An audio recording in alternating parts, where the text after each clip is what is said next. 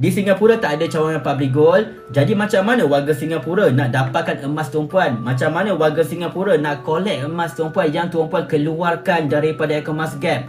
Alright, disebabkan di Singapura tak ada cawangan public gold.